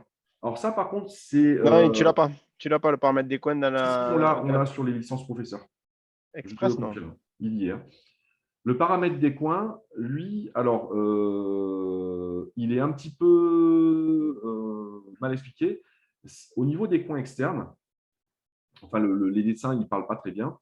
En fait, si par exemple, ici, j'avais Non, découpé… paramètre coin, tu l'as pas. Si, je l'ai. Sur les licences que j'ai installées de fraisage, je les ai chez les professeurs. Bon, ça, on pourra en discuter après, mais en tout cas, je C'est la l'ai noté version sur chaque éduc. licence. C'est la version éduc allié. Oui, oui, elle y est. Voilà. Donc, les coins externes, c'est… Alors là, on n'est pas concerné sur cette opération en particulier, mais ensuite, on aura le contour extérieur. Ce contour extérieur, si j'avais un rectangle ou un carré avec des angles vifs au bout, à 90 degrés, donc des coins, ou même des angles un peu plus petits, je peux choisir comment je vais les usiner. J'explique la démarche. Si je fais des passes et que je tourne autour de ma pièce et que je fais tout le temps, entre guillemets, en rond, c'est-à-dire que je fais une séquence dans un sens et puis je descends et puis je continue dans l'autre sens, mes coins, au bout d'un moment, à force de passer toujours dans le coin, je vais un petit peu casser mon angle. Si j'ai besoin d'avoir des angles parfaitement finis, je peux choisir de faire du tranchant, c'est-à-dire que la fraise, elle va au bout, donc je suis ma ligne, elle s'arrête, paf, elle repart à 90 degrés dans l'autre sens, ensuite 90 degrés et encore 90 degrés. Donc, c'est-à-dire qu'elle fait, normalement, la broche, elle est censée faire un arrêt net entre chaque passe d'usinage et vraiment faire 1, 2, 3, On 4. le verra mieux sur le contour extérieur. Tu Voilà. pourras le cocher ou le décocher, on le verra sur la trajectoire. Et non, on ne le verra pas parce que j'ai que des coins arrondis. Donc, je l'ai expliqué comment il fonctionnait, mais c'est seulement Exact. sur les angles vifs. Exact. Voilà. Ensuite, je peux choisir la limite du tranchant en mettant un dépassement d'outil. C'est-à-dire que je vais aller là et faire un petit dépassement, je reviens et je redescends, mais ça, il ne le montre pas. Mais celui qui marche de loin le mieux et qui est le plus simple, c'est la boucle. C'est-à-dire qu'il va faire un parcours dans un sens. Il va aller beaucoup plus loin, il va faire une boucle et il va redescendre. Et en fait, à chaque fois, il me fait vraiment un angle bien vif. Et là, je choisis la boucle de mon rayon. Il faut juste bien faire attention qu'elle soit au minimum du rayon de l'outil. Alors ça, c'est beaucoup utilisé dans les couteaux flottants. Si on a un couteau comme une petite lame de cutter montée à la place d'un outil, la lame de cutter, en fait, elle n'est pas orientée, elle est libre. Et le fait de faire des boucles va toujours avoir le cutter traînant pour pouvoir couper. Alors, ça peut être des Sur les autocollants, des vinyles, par vinyles ou des exemple. choses comme ça. Ouais. Voilà. C'est surtout utilisé pour ça. Ouais. Voilà. Mais nous, on l'utilise. Alors, nous, on l'utilise beaucoup sur du carbone. Ça D'accord. permet de ne pas arrondir les angles quand vraiment on voit un angle mais saillant de chez saillant. OK. Et ça marche plutôt pas mal. Et ensuite, on peut filtrer les coins externes avec un angle, avec un minimum d'angle et un maximum d'angle. C'est simplement, on va dire, jusqu'à quel angle je veux faire cette opération, tout simplement. Et ensuite, on a le type des coins internes. Et c'est là que dans le logiciel, je n'ai jamais trouvé l'option qui est en fait normalement qu'on veut rentrer dans ce qu'on appelle un dégagement d'angle. Donc, on a le tranchant par je ne sais pas quoi. Ensuite, C'est une belle traduction. Voilà. Donc, et normalement, moi, j'aurais dit que cette option-là, voilà, cette option ici, c'est le dégagement d'angle, mais il faudrait qu'il aille plus loin. Alors, pour bien expliquer la chose, c'est, imaginez, j'ai un carré à usiner par l'intérieur. Dans ce carré, je vais venir emboîter une ça. pièce qui est carrée aussi. Le souci que C'est je vais surtout pour rencontrer, l'emboîtement. Ouais. voilà, pour l'emboîtement, c'est si je fais mon carré et que je suis avec ma fraise à l'intérieur, ben ici, j'aurai toujours un angle, puisque ma fraise, elle va là, puis elle repart ici, mais j'ai le petit rayon de la fraise qui va rester. Donc, grosso modo, j'aurai toujours un arrondi à l'intérieur. Et donc, si je veux mettre une pièce qui rentre dedans, mais qui a des angles vifs, ben, elle va buter sur les petits angles qui me restent. Et en usinage, il y a une option qui s'appelle le dégagement d'angle, qui est tout bête. C'est, il vous fait ici cette opération, il sait qu'il reste un arrondi, et ce qu'il va faire, c'est qu'il va venir donner un petit coup de fraise en diagonale. Donc, c'est l'angle final divisé par 2. Donc là, ça sera à 45 degrés. Et il va donner un petit coup de fraise pour dégager l'angle, pour que j'ai une pièce avec un angle vif qui puisse rentrer dedans. Voilà. Et le type de coin à l'intérieur T-bone, c'est il fait une passe, il ne va pas plus loin. Ensuite, il va faire une autre passe ici, il ne descend pas directement. Et en fait, je ne sais pas en fait, à quoi correspondent ces opérations-là, Grégory, très sincèrement. Elles sont mal expliquées, je trouve. Et je pense Celle-là, que si, c'est qu'il va tout droit que dans un angle. Alors, ça, je l'ai eu dans les découpes de panneaux industriels. Euh, Ça va te permettre, le fait d'aller que dans un sens, finalement, tu auras le passage d'un angle vif. Mais au lieu de dégager à 45 degrés, tu dégages à 90 degrés. Donc, ça choisit un côté ou l'autre. donc d'accord, donc c'est que sur du. Donc en fait, je le fais en interne, je ne vois pas comment il le gère parce que s'il va plus loin, il bouffe ma pièce à l'intérieur. Mais comme l'autre, hein, comme le V. Hein. D'accord. Ouais, donc en fait, il le fait en deux passes, quoi, grosso modo. Ouais. Oui. Il le fait un coup là, ouais, c'est bizarre le truc. Ça se fait beaucoup dans les bâtiments, dans les découpes de panneaux. Quand ils veulent justement mettre la fenêtre dans le panneau découpé, et dans les angles, ils sont embêtés. Donc, ils choisissent un côté plutôt que l'autre. Plutôt que le faire à 45 degrés, ils le font juste dans un sens. Et après, les couvre-joints, les habillages, un masque, et ça permet de choisir le côté le moins embêtant, on va dire. D'accord, ok. Bon, en tout cas, il n'est pas super explicite le truc. En tout cas, enfin, au niveau de Hmm. la traduction, il y a un petit souci. Après, le mieux, c'est de. Voilà, le logiciel, moi, à chaque fois, ce que je dis aussi en formation, c'est vous essayez, vous faites valider, vous regardez le parcours d'outils, vous simulez, vous regardez ce que ça fait. Ça, c'est vraiment la base. C'est une option, vous ne savez pas, vous la cochez, vous simulez, et du coup, vous allez voir la différence et ça va être très parlant. C'est le mieux. Là, on est bon. Je vérifie juste très vite. Je remets si j'ai changé. Mais là, tu n'as plus qu'à valider et on fait le contour extérieur. Voilà. Par contre, le ordonné, je l'avais dans la licence éducation. Hein. Voilà. Alors, l'ordonné, je le fais très rapidement. C'est assez complexe. Il faut être du métier pour savoir comment ordonner les choses. C'est toujours pareil, en fonction de l'état de surface, le fini qu'on veut et l'utilité de la pièce, c'est-à-dire si elle a une contrainte mécanique quelconque ou autre, on peut aller ordonner les séquences d'usinage dans l'ordre qu'on veut, en allant de la gauche vers la droite, en choisissant des directions en particulier, avec même des directions secondaires et du zigzag. Ça, c'est très complexe. Non, mais ce qu'il faut retenir, c'est où on ne met pas de tri, c'est comment on a sélectionné. Voilà, aucun tri. Et c'est la machine, c'est c'est le La sélection, logiciel qui c'est va la faire sélection. au mieux, tout simplement. L'ordre des sélections. Voilà.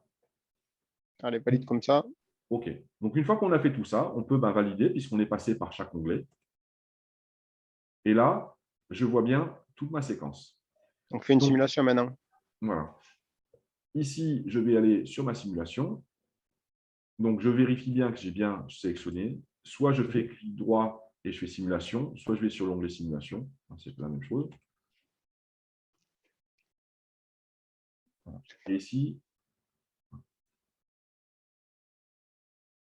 alors, par contre, l'entrée-sortie entre chaque truc, moi, je ne suis pas trop fan. On perd du temps, je trouve. Après, une fois que je suis dans la matière, je suis dans la matière, quoi.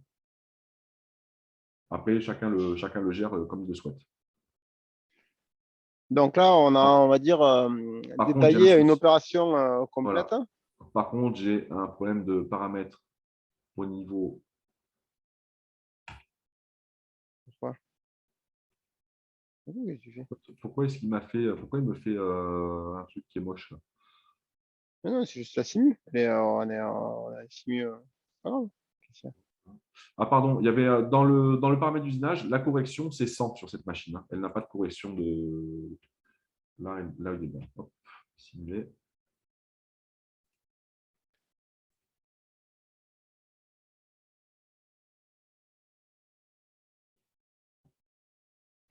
Bon, l'entrée-sortie, je ne sais pas ce que tu en penses. Moi, je ne l'ai jamais mise. Hein. Je trouve que c'est un peu de perte de temps. Moi, ça me va. Bon, je l'ai fait comme ça. Bon. Là, je pense que ce qu'il faut montrer, Fabien, c'est juste copier l'opération, sélectionner le contour extérieur, parce que finalement, le contour extérieur, on veut refaire exactement la même chose qu'à l'intérieur. Voilà. Donc, on a deux solutions. Là, tu reviens dans le programme. On a deux solutions où on copie, on recolle l'opération. On a deux opérations bien distinctes. Ou dans notre première opération, on peut aller rajouter l'autre contour. On a les deux solutions. Donc là, on va faire un Moi, copier. je les sépare Oui, toujours. oui. Mais voilà, il y a les deux solutions. Donc là, tu vas dans ton opération. Voilà. Donc là, On ici, va montrer. je refais la même chose. Par contre, je vais enlever toutes les Enlever tout. régions. C'est ça. Et Je on va les choisis sélectionner. une région rail limite. Et je vais resélectionner. Alors, par contre, c'est un peu plus fastidieux. Alors, vous ne voyez peut-être pas forcément dans le partage. En fait, très attention. Vous voyez là, il m'a choisi deux trucs en même temps. Et j'ai remarqué sur certains PC qui avaient le JPrecia, en fonction de comment il voulait bien me laisser installer le logiciel, j'avais des bugs graphiques à ce niveau-là. Et il me sélectionnait tout un tas de choses en plus ou carrément pas. Donc, il fallait ensuite retourner à la main les enlever. Donc là, je fais. Alors, on a vu que voilà, si tu fais valider là, c'est bon. Et là, on a fini notre pièce. Tu peux valider, c'est fini là. Hein. Non, parce que Si, dans mon paramètre d'usinage, s'en fout, c'est fini. je suis à l'extérieur ce coup-ci. Ah, parce que tu n'avais pas mis l'alternative, Je le n'ai pas 3D. utilisé le Ok, modèle oui, 3D. oui, ok. Voilà. Et là, à partir de là, j'ai bien mon opération. Alors, maintenant, on a vu que c'était fastidieux de sélectionner. Je peux vous montrer une solution très pratique pour avoir les contours. Donc, si tu fais outils courbes en haut, Fabien, dans le menu vertical, ouais. Ouais. Silhouette, donc ça doit être un onglet. Il y a le T là, décale vers la droite, décale, encore, voilà. Cherche dans cela là, il doit y en avoir un qui s'appelle silhouette quelque part. Et là, Voilà. Non, la là, silhouette, celui de droite. Celui de droite, c'est quoi? sélection courbe. Non, silhouette, tu avais raison, à gauche, vas-y. Ouais. Donc, si vous prenez ce petit onglet-là, je le trouve très intéressant. Maintenant, ça nous dit en haut, silhouette, sélectionner là où les surfaces. Donc, sélectionne le solide. Voilà, et on valide. Alors, normalement, on a des courbes qui se sont créées. Donc, clique sur autre chose, paramètre 1, par exemple, pour ne pas avoir notre opération là. Ouais. Voilà. Et là, je On vois les voit que courbes, ça, voilà, on voit les courbes noires. Donc, reva dans ton opération de contournage. Tu vas enlever toutes les courbes que tu as sélectionnées, enlever tout, choisir région. Et vas-y, essaie d'aller cliquer et là, maintenant. normalement, il est sélectionné. Et voilà. Et il prend, vous avez vu la différence, il a cliqué qu'une seule fois. OK, bah ça, c'est une astuce que je ne connaissais pas. Donc, il a vraiment, c'est-à-dire que par contre, hein, ça marche que sur les pièces débouchantes. Hein. C'est une pièce qui est traversante. Il prend tous les contours intérieurs et extérieurs. Et il vous fait finalement la silhouette. Okay. Donc, c'est moi, voilà, j'ai laissé faire Fabien pour montrer que c'était pas très facile. Au moins, on sait après, on sait se rappeler de la fonction. Mais la fonction silhouette est pas mal. Donc, du coup, par contre, t'as pas, tu vois, t'es pas du bon côté là. Ouais. Mais tu fais utiliser modèle 3D, c'était le mieux. Oui, bon, après, c'est. Tac. Voilà. Là, on est Donc bon. maintenant, ce que je vous propose, c'est qu'au niveau du logiciel, après on pourra y revenir à la fin de la présentation, mais pour aller jusqu'au bout, moi je vais vous présenter sur la machine. C'est bon pour toi, Fabien? Ouais, juste une petite chose très Vas-y. importante que je rappelle. Donc, toujours bien ça, si on est sur la fraiseuse, bien vérifier qu'on est non pas sur la CN 3 axes, mais qu'on est bien le post-processeur Charlie Robot, Ah oui. pour moi.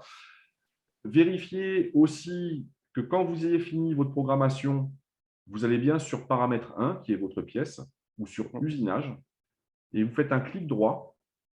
Alors, si je suis sur paramètre 1, si je fais un clic droit, je fais régénérer, je vais générer mes parcours d'outils, mais seulement dans mes deux sélections ici, et sans prendre en compte tout ça.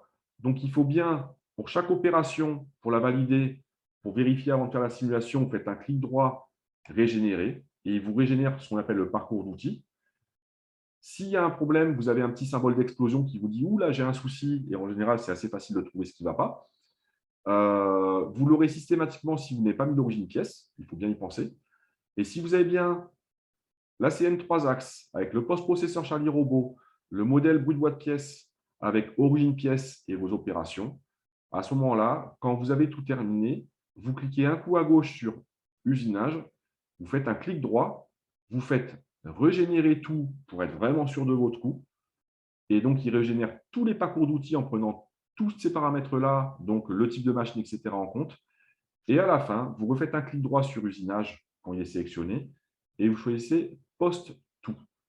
Et c'est là, quand vous faites le post tout, vous allez choisir, lui donner un nom et il va vous sortir le fichier ISO. Donc là, je vais mettre sur le bureau. Voilà. Et là, vous ne le verrez pas parce qu'il ouvre dans une fenêtre séparée. Il vous ouvre le fichier ISO. Et à partir de là, on peut aller sur Gpilote pour lui injecter ce fichier ISO. Ce fichier ISO, il comporte absolument tout. Et avec le temps, moi, je vous conseille vraiment, je vous suggère de le lire parce que c'est très intéressant. Et vous verrez… Ça ne plaît pas à tout le monde. Non, mais de lire au moins la base parce qu'ils sont très bien faits avec Visual CAD. Il vous dit, alors c'est en anglais, il vous dit « Je commence ma liste d'outils et tool 1, fraise écho D6, etc. etc. » Donc, vous êtes déjà sûr que vous êtes sur le bon outil. Ensuite, vous avez l'origine de pièce, les paramètres et le premier contournage. Et il va vous donner systématiquement, ce qu'il faut regarder, c'est le G0. Et le G0, c'est la ligne qui va vous donner les endroits où il va se passer en X, en Y, et surtout sur le Z. Ouais, mais ça, ils ont fait, et c'est toujours le Z avec le plan de garde. Donc, si votre pièce fait 5 mm et que vous avez un plan de garde de 6 dedans, vous aurez par exemple un Z11. Si elle fait 20 mm avec un plan de garde de 6, vous aurez un Z26. Si vous voyez que vous avez un Z3 et que votre pièce, elle fait genre 10 mm d'épaisseur, là, vous savez que vous avez déjà un problème. Tu as une question qui est pertinente, là, Fabien. Montre comment régénérer le fichier ISO. Il y a une personne qui le demande, tant qu'on y est dessus. Oui, pardon. Donc, je reprends depuis le début. Quand vous faites un clic gauche sur contournage ou autre, donc sur une opération, chaque fois que vous remodifiez une opération, c'est-à-dire si je clique ici, que par exemple, je dis une bêtise, je vais changer ma vitesse de travail. Je la descends ne serait-ce que de 10 mm minute. Et que je valide. Fais enregistrer. Ah, voilà. Si tu fais enregistrer, tu auras la petite étoile, je crois. D'accord. Et il faut bien refaire un clic droit et régénérer cette opération-là. Non, en ayant validé, il l'a fait le régénérer. D'accord. En faisant valider, il le fait. Ouais. Il n'y a pas besoin de… Alors, sinon, après, on peut le voir dans la simulation aussi, si on fait des gros changements. Si on refait simuler, on le voit si on est fait ou pas. Dans le doute… Mais le monsieur, là, il voulait juste voir, monsieur ou la dame, je ne sais pas, il voulait voir, pour voir le code ISO. Ouais. OK. Donc, une fois qu'on a fait tout ça, on clique bien sur tout en haut de l'arbre, sur usinage. On vérifie qu'il est bien en bleu, qu'il est sélectionné. D'ailleurs, la pièce, on la voit, elle est entièrement sélectionnée avec son brut. Et là, on refait un clic droit et on vérifie qu'il y a bien marqué « Régénérer tout ». S'il y a bien marqué « Régénérer tout », vous êtes sûr d'avoir « Post tout » dessous. C'est obligatoire. Ça veut dire qu'il prend bien en compte toutes les opérations avec le type de machine, le post-processeur utilisé. Et quand je clique sur « Post tout », là, il va me proposer de générer ma pièce de fraisage. Alors, ce qui est intéressant dans ce logiciel, c'est qu'on peut post-processer tout, comme dit Fabien. Hein. Donc là, on va envoyer le contournage intérieur et le contournage extérieur.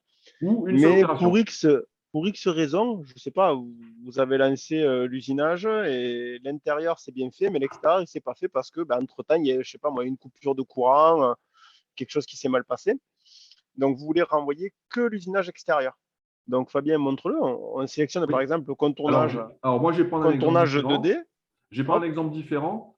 Et fais un clic droit et fais post. Non, mais je vais donner je vais prendre un cas de figure différent. Vous avez votre pièce qui est commencée. Vous avez fait le contour intérieur. Vous voyez qu'il y a 2 mm de matière qui reste. Vous vous êtes planté quelque part. Il y a un truc qui ne va pas. Ça ne sert à rien d'aller refaire tout le programme complet parce qu'il faut déjà régler ce problème. Ou alors, au contour extérieur, comme l'a dit Grégory, il vous reste de la matière trop. Donc, ça ne va pas. Par contre, le problème, c'est que ça ne sert à rien d'aller refaire l'intérieur pour ensuite faire l'extérieur. Et si vous faites que l'intérieur, ça ne sert à rien de relancer un programme complet. Donc là, je peux choisir ma deuxième opération de contournage qui est celle-ci. Mon intérieur s'est bien passé, par exemple, l'extérieur est foireux. Et bien là, je fais un clic droit, je choisis poste, donc d'abord régénérer et ensuite poste. Et à ce moment-là, le code ISO qu'il va me faire, c'est uniquement cette opération-là. Il ne va pas me refaire l'intérieur avant. Vas-y, fais poste. Et du coup, Voilà. il va même proposer un autre nom différent. Si je dis Ouais, pas de bêtises, tu vois là, il y a marqué pièce frézable. il va rajouter le nom de l'opération. C'est le nom de l'opération. Voilà. Voilà. Alors après, pour des raisons d'organisation, vous pouvez renommer vos opérations, comme Ouais. dans Windows. Enter. Donc, contournage intérieur Ouais. et contournage extérieur. Comme ça vous permet, parce que lui, le code ISO, il vous le rajoute. Et là, si on fait clic droit pour se processer, on va voir qu'on aura le nom. Voilà. Vous avez bien contournage extérieur ici.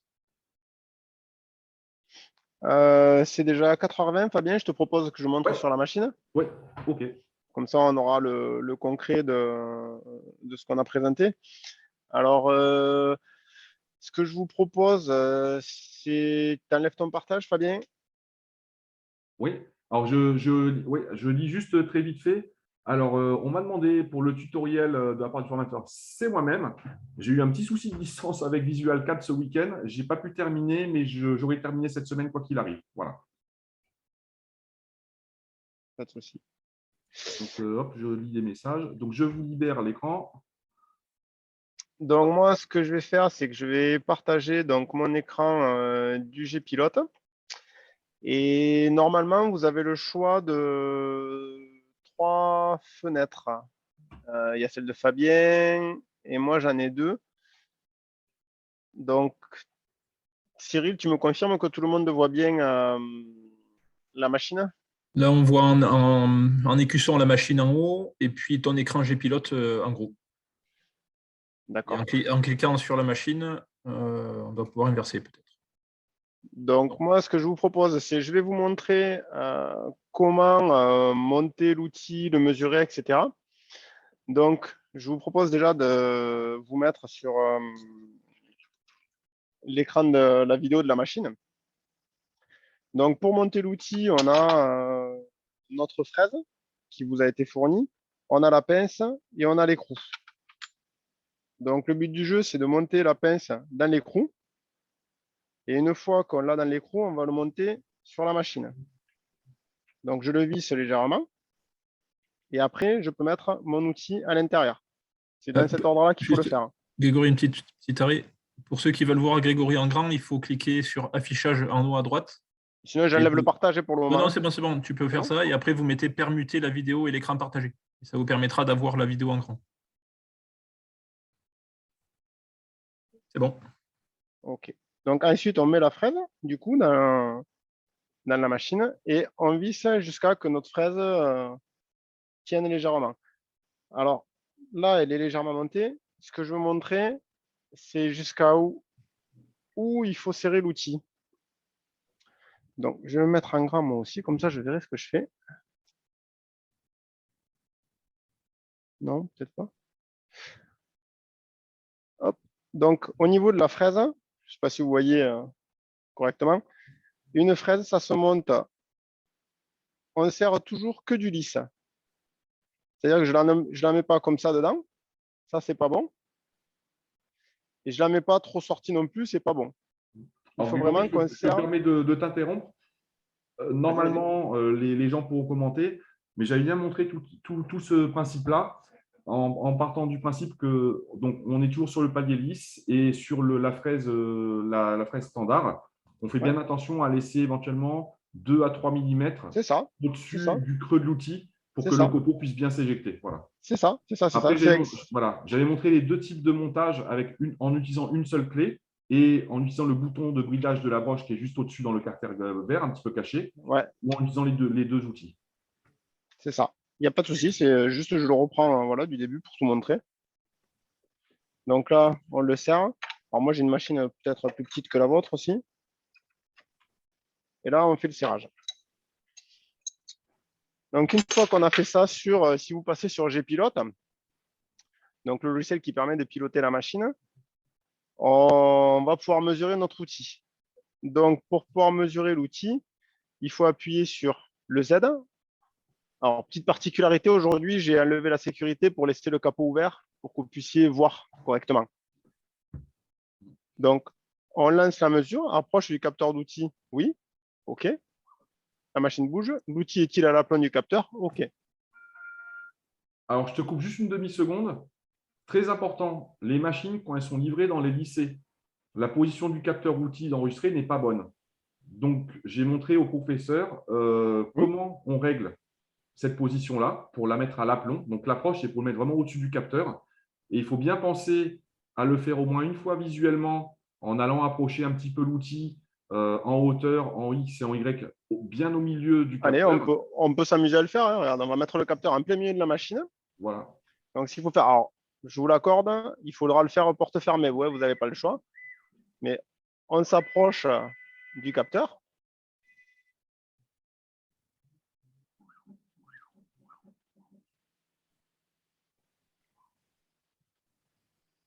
Voilà, là, je suis bien au-dessus du capteur. Et là, il faut bien regarder Et les pilotes. si, Vous avez la fenêtre qui apparaît. voilà, ouvrez la fenêtre G-Pilote. Et donc, à cet endroit-là, je dis que je vais faire descendre la broche.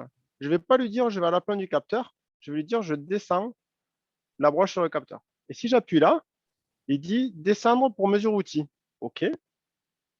Il nous dit vous êtes à une position XY différente de celle de la dernière mesure. Voulez-vous effectuer une mesure à cette position? Oui, je veux bien mesurer à cette position. Donc là, il a mesuré et il nous dit vous venez de modifier la position du capteur. Donc je lui dis OK, j'ai modifié la position du capteur. Donc là, effacement de la flash, ça veut dire qu'il est en train de réécrire les paramètres de la machine. Donc là, si je relance une mesure, la machine va se placer au-dessus du capteur. Donc on va refaire la procédure inverse. Je remets mon capteur à son endroit. Alors, Grégory, est-ce que peut-être là, parce qu'avec la vidéo, a priori, ça ne marche pas très bien, est-ce que tu peux quitter le partage d'écran sur Gpilote et passer sur un partage d'écran sur la machine pour qu'on ait la vidéo en grand? Yes, je vais regarder. Voilà. Donc c'est sur ma tablette. Bougez Ça va pas. être mieux là. Partage d'écran. Bon, là, on voit la vidéo en grand. Alors, est-ce que vous pouvez nous confirmer que c'est bon? Si j'enlève le partage d'écran, ça va mieux. Alors du coup, je ne le montre pas. Moi, ça va bien là. Alors, il y a Frédéric. Alors, du coup, comment je fais pour partager ma vidéo? Tac, tac, tac. Arrêter la vidéo. C'est écran partagé. Je peux essayer de faire un écran partagé comme ça.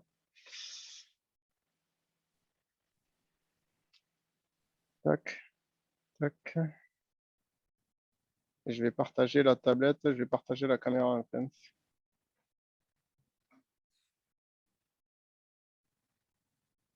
Non, je peux pas. Tu es en caméra frontale. Et là, est-ce que ça va mieux maintenant? Non, je peux pas parce que les autres utilisateurs, il y a l'application qui ne veut pas. Ouais. Sinon, on laisse la vidéo comme ça le temps des manips. De toute façon, tout est enregistré. Donc, moi, sur mon poste, ça marche bien. Du D'accord. coup, les participants pourront aller C'est voir la peut-être fin de quand la je vidéo. parle avec mon micro ou quand tu parles, ça doit faire basculer les écrans. Ouais, je sais pas. Essayez, je sais pas si tu peux mettre sinon que la machine, hein, Cyril. Ouais, là, moi, j'ai que la machine en écran, en fait. D'accord. Donc là, je lui dis que je remesure mon outil. Et c'est bon. Donc, sur la machine, on va voir comment on fait la prise d'origine. Donc, pour faire la prise d'origine, on est d'accord, normalement, c'est on est porte fermée, on met notre broche en rotation, on se déplace et on va aller descendre. Le G-Pilote, c'était bon, hein, Fabien? Tout le monde avait bien assimilé? Oui, après, j'avais montré comment prendre le Z sur le plateau. Donc, C'est ça? la technique que j'utilise, c'est je fais coller le double face. D'accord, moi je l'ai fait En ça à la laissant, double face. voilà, en laissant la protection de double face sur le dessus. Et ensuite, on descend en manuel tout doucement jusqu'à ce qu'on gratouille juste la pellicule de protection. C'est ça. Et je l'enregistre comme prise d'origine pièce, ce qui C'est est ça. un Bon. non-sens quand on le dit comme ça. mais qui en fait va me permettre d'avoir un Z entre guillemets absolu, qui est mon plateau martyr. Et quand je vais importer mon code ISO, ensuite tu remonteras, il te reconnaît automatiquement. J'ai fait exactement la même chose, sauf que je n'ai pas mis le double face. Je suis venu tangenter. OK. Donc là, une fois que j'ai fait mon Z, je dis que j'enregistre mon origine. Donc, ça, c'est la première étape. Il faut bien que vous pensiez à chaque fois qu'il faut régler votre Z0. Une fois que vous avez réglé votre Z0, vous allez coller votre pièce. Donc, aujourd'hui, j'ai pris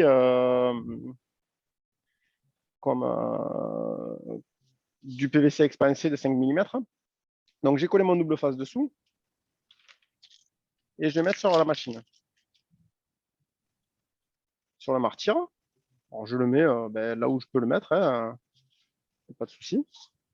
Et une fois que j'ai fait ça, je vais pouvoir venir me déplacer pour dire où est-ce que je veux faire mon 0 en XY.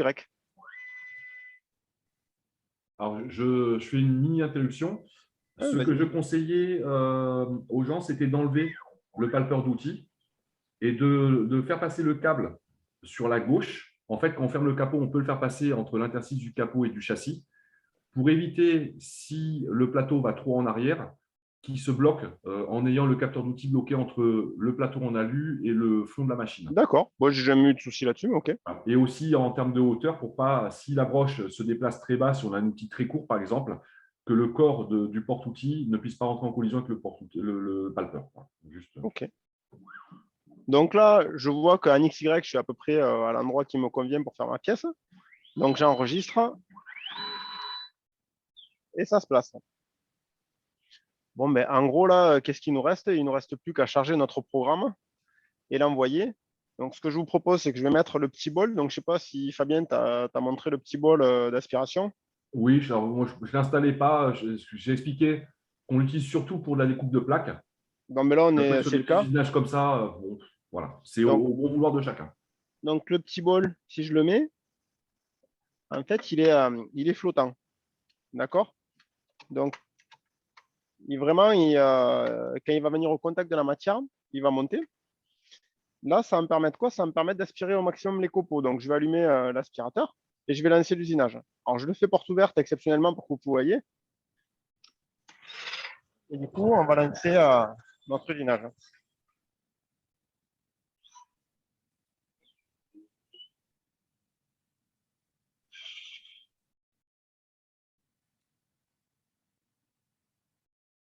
Donc là, première passe intérieure.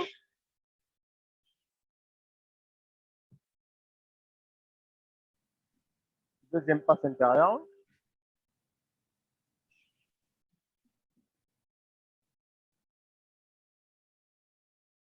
La dernière phase de finition.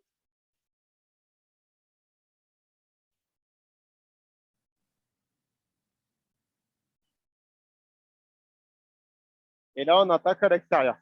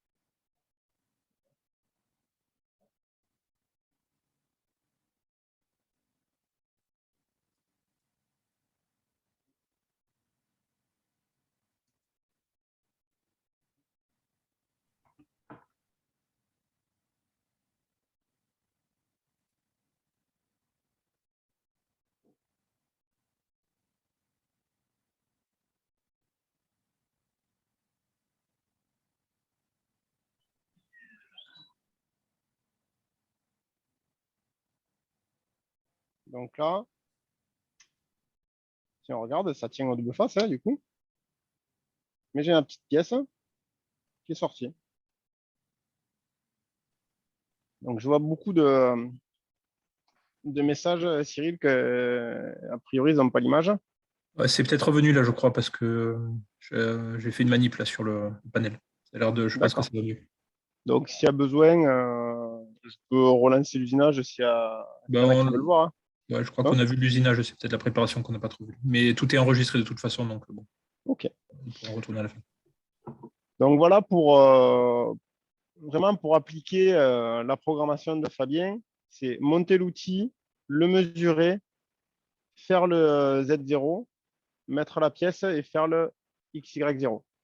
Et après, on lance le job.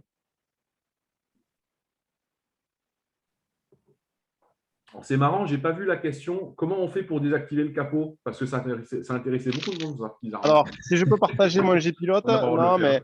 non, par contre, j'ai gratté un petit peu parce que je sais que tu m'en avais parlé, Fabien. Donc, ce que je vais faire, c'est que je vais partager mon écran. J'ai fait une petite procédure que je t'ai envoyée juste ce matin, Fabien, que tu pourras diffuser.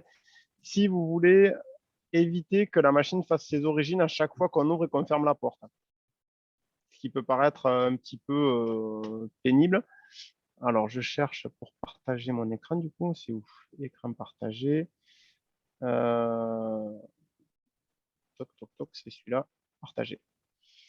Donc, tout le monde voit mon écran du G-Pilote.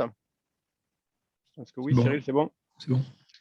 Donc, au niveau des paramètres machine, on a une coche, un endroit qui est sur la droite. Pomme après ouverture porte.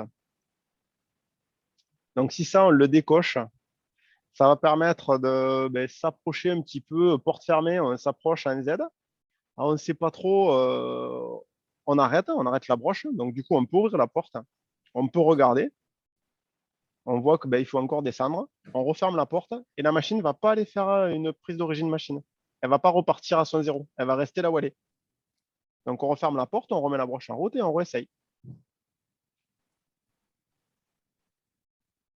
Donc, c'est ça, Fabien, que tu voulais, non? Voilà. Après, il y avait donc des enseignants qui me posaient la question, est-ce qu'on peut désactiver le système de sécurité pour pouvoir usiner, Non. faire Ah, si, la après, réponse est non. Voilà. Ce sont les normes de sécurité et pour l'éducation et pour l'industrie en général, sauf cas exceptionnel sur certains types de machines. Mais c'est obligatoire pour éviter qu'il y ait une projection d'outils ou une projection de bris en cas de bris d'outils ou de la pièce qui se décolle ou tout simplement des copeaux d'usinage pour les élèves. Donc, on ne peut vraiment pas passer outre. Voilà. Non, mais ne vous amusez pas à désactiver les portes parce que, voilà, comme dit Fabien, il peut y avoir un bris d'outil. Je sais pas, moi, je vais dire une bêtise, il y a une coupure de courant, l'outil s'arrête, il se casse. Et il y a la projection de l'outil qui se fait sur un élève. Non, ça peut aller très vite. On peut vite perdre un œil, entre guillemets. Donc, voilà pour un petit usinage rapide avec Visual Cam et une Charlie Robot.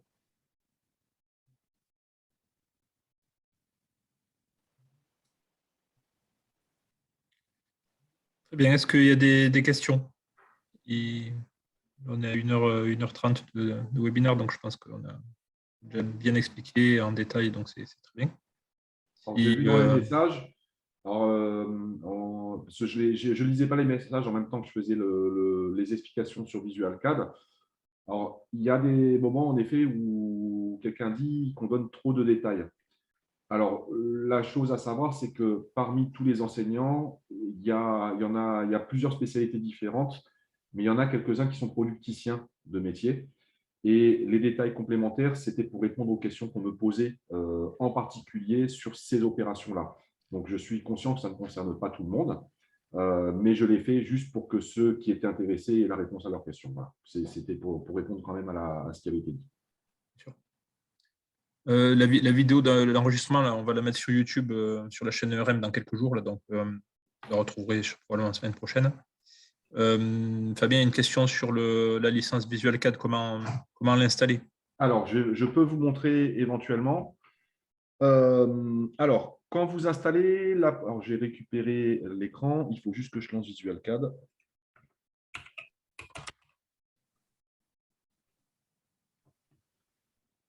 J'en ai pour 10 secondes. Voilà. Je vais partager mon écran.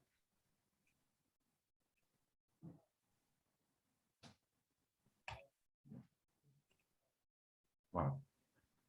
Donc, j'ai plusieurs manières d'enregistrer ma licence et de la libérer. Quand vous installez le logiciel pour la première fois, vous aurez une micro-fenêtre qui va apparaître et qui va vous demander votre numéro d'enregistrement. Donc là, vous faites un copier-coller du numéro de licence et vous l'enregistrez. Ça correspond à ça. Donc, vous avez cette fenêtre qui va apparaître ici. Il faut choisir, donc vous aurez ici une case pour mettre votre numéro d'enregistrement. Vous l'enregistrez, il va vous dire que l'enregistrement est réussi. Et si vous souhaitez, par contre, par exemple, vous partez pour les congés, le logiciel vous intéresse, vous voulez bosser un petit peu, vous voulez préparer un programme d'usinage pour le lendemain à la maison, peu importe la raison, vous voulez récupérer la licence pour vous, pour bosser à la maison ou préparer un TP. À ce moment-là, vous cliquez sur cette case-là, vous libérez la licence. Pour ce faire, il faut que vous soyez connecté à Internet, donc plusieurs solutions pour ça. Avec le JPrecia, ça fonctionne maintenant, il n'y a plus besoin de passer par un proxy, donc ça marche automatiquement si le PC est sur Internet. Si par contre, vous avez eu la chance d'avoir un PC entre guillemets libre ou qui n'a pas toutes ces choses-là, si c'est un portable, vous faites un partage de connexion en Wi-Fi avec votre téléphone portable. Si c'est un petit PC fixe, vous faites un partage de connexion en modem USB et vous branchez le téléphone en USB sur le PC pour avoir l'accès Internet. Et là, vous pouvez libérer la licence, donc il la libère réellement. Et quand vous réinsérez la licence ensuite dans votre logiciel Visual CAD, à ce moment-là, vous enregistrez, il vous dit enregistrement réussi. J'avais donné la petite procédure, je crois que c'est Cyril, je te l'avais envoyé, je crois cette procédure-là, il me semble. Allô? Oui. Je ne les ai pas communiqués pour l'instant, j'attendais d'accord, ok. toutes les Voilà, procédures. j'ai un petit, en tout cas, dans les tutoriels, il y a un document complet sur l'installation des licences, l'installation de Gpilote, pour le tour et pour la fraiseuse, l'installation de Visual CAD. Donc, il y a 3 documents complets qui ont déjà tout ça et qui seront en fait au début du document de tutoriel. Voilà. Ces documents existent déjà, donc si tu peux les partager éventuellement, sinon je te les renverrai. Ouais, je les partagerai en fin de semaine dès que tu nous envoies le reste. Et après, la question, où trouver le numéro de licence? Alors, les numéros de licence, je les ai mis sur tous les ordinateurs. Théoriquement, sur le bureau ou sur les clés USB, je vous ai mis un petit document texte. Si vous ne le trouvez pas dans le document texte que j'ai mis sur le PC, vous pouvez le retrouver sur les clés USB. Attention, le format sur les clés USB, c'est un format .eml, c'est-à-dire c'est les emails qu'ont envoyé Microsoft à Méca Numérique. Donc, il suffit de prendre n'importe quel PC récent, récent, tout est possible à imaginer, mais il faut juste avoir Outlook. Même s'il n'est pas paramétré, ce n'est pas grave. Et vous pouvez double-cliquer et l'ouvrir quand un message Outlook, le numéro de licence se trouve à l'intérieur. Si vous ne pouvez pas ouvrir le fichier pour quelque raison que ce soit, vous pouvez m'envoyer un email. Normalement, j'ai laissé mon adresse email à chaque DDFPT. Sinon, vous demandez à votre DDFPT, puis il enverra un mail à ERM qui me fera suivre. Et à ce moment-là, il suffit de m'envoyer le fichier .eml qui se trouve sur votre clé USB et je vous renvoie le numéro de licence. Pour certains, les premiers cas, les numéros de licence étaient directement marqués sur une feuille dans l'enveloppe en papier craft. Et pour tous les autres, avec certitude, j'ai créé soit dans les clés USB, soit sur les ordinateurs qui ont les logiciels pour le tour, la fraiseuse ou les deux. Vous avez un petit répertoire, et il y a un petit fichier bloc-notes et le numéro de licence qui est marqué dedans. Le fichier s'appelle licence. Si vous avez un doute, de toute manière, on est là pour répondre à vos questions, il n'y a pas de problème. Je regarde les questions. Ok, autre question? Ça, j'en ai pas vu. Donc, en attendant une question éventuelle, je vous donne la suite du programme. Donc, la prochaine session aura lieu mercredi prochain, en l'occurrence le 12 janvier à 15 h. Voilà. Donc, vous avez dû recevoir les liens d'inscription que vous pouvez partager à vos collègues pour qu'on soit un peu plus nombreux. Là, on avait 11 personnes aujourd'hui, donc si on peut être plus la semaine prochaine. Ça vous m'entendez? Oui, on t'entend, Grégory. Ah, parce que j'étais parti, je suis désolé, pendant 10 minutes, je ne sais plus avec vous. Enfin, vous ne m'entendiez pas. Pas de souci. On a répondu à quelques questions là sur les licences. D'accord. Je vous voyais, mais je n'avais pas le son ni la vidéo. Enfin, le son et l'audio. D'accord. Bon, mais écoutez, pour aujourd'hui, je crois que c'est bon. Merci Grégory, Fabien. Là. Et, Il n'y a pas de souci. C'est très bien construit, très progressif. Donc, bon, voilà. J'attends avec impatience le tournage la semaine prochaine. Pour moi, en tout cas, ça va être une découverte. C'est notre métier cuisinage. C'est une d'autres difficultés cuisinage, donc ça, je vais apprendre plein de choses. Et puis, donc voilà, mercredi prochain, donc le 12 à 15h, la suite, la session 2. Bonne fin de journée à tous et puis à la semaine prochaine. Merci, au revoir. Au revoir. Au revoir.